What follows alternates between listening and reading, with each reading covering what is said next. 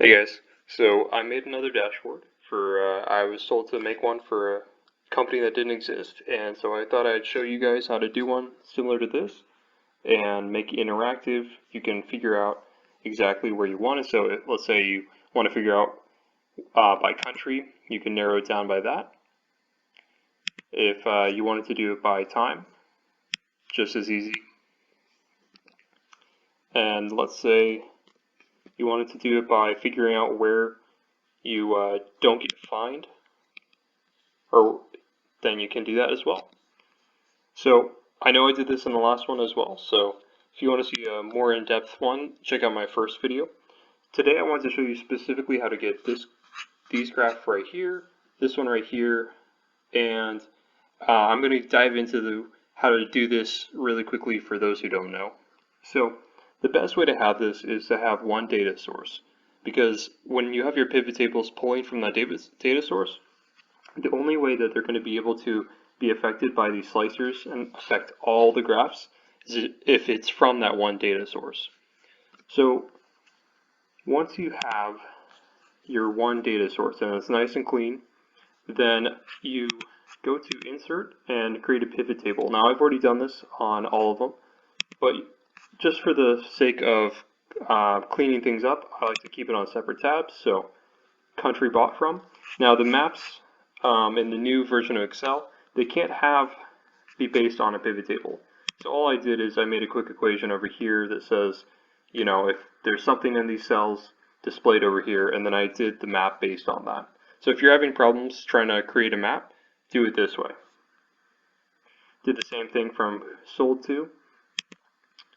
The cost profit, pretty straightforward. The negative is why it's a double-sided cost graph. And then average revenue. Okay, so this is the one that I wanted to get into, just because it's not quite as straightforward. So I made two pivot charts. So I just made two pie charts. So if I were to change the part, it's in the pie area, and then over here it's the donut. So I made two of them, and then what I did is I just changed the background of one to be transparent. So this one has a transparent background, which you can get by going to the format details.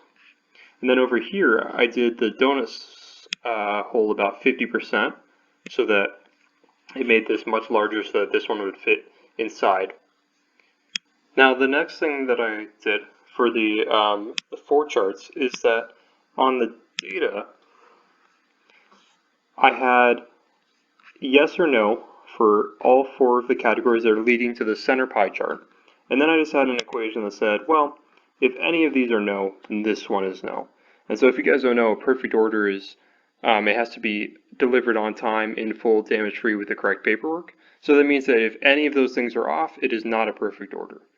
And so from there, I made 5 different pie charts. And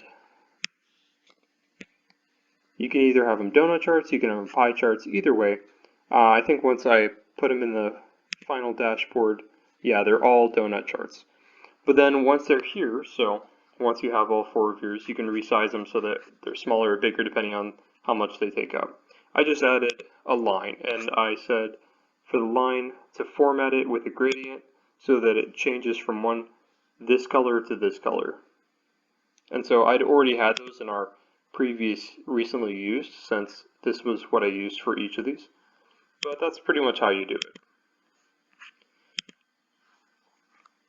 And then, for those of you who didn't see my last video, all you have to do to make these slicers that change everything is you click on one of the charts, you go to insert, you say slicer, you say what you want the slicer to be of, and then under the options, once you're on that slicer, you go to report connections, and then you click on every single pivot chart, because that's what's going to make it affect all the other pivot charts.